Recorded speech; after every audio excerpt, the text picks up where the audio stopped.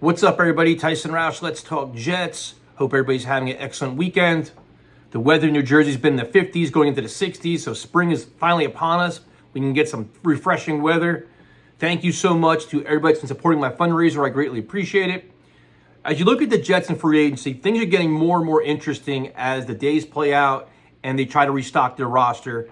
And their approach is interesting because, to me, they're putting a tremendous amount of pressure on the draft and on the coaching staff. And the reason why is they're so far they're acquiring a lot of talent that is young, inexperienced, and has a lot to prove, which is fine.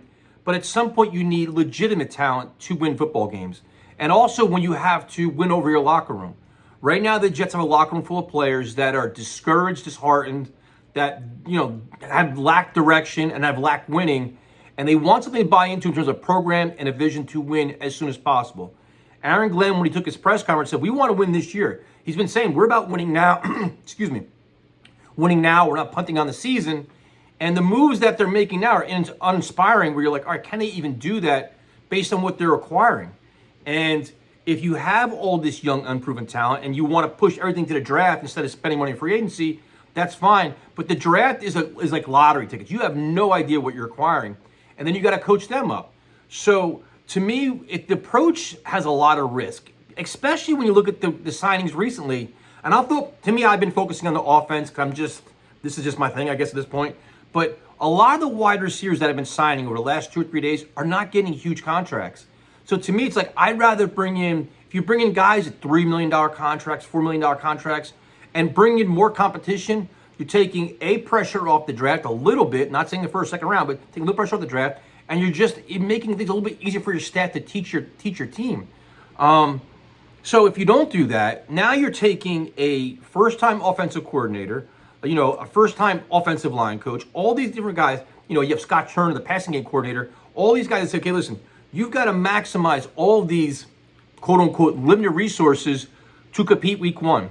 Furthermore, you look at what you're handing Justin Fields, who people may like him or not like him, and you say, well, ground and pound. It's easy to say ground and pound until you can actually do it.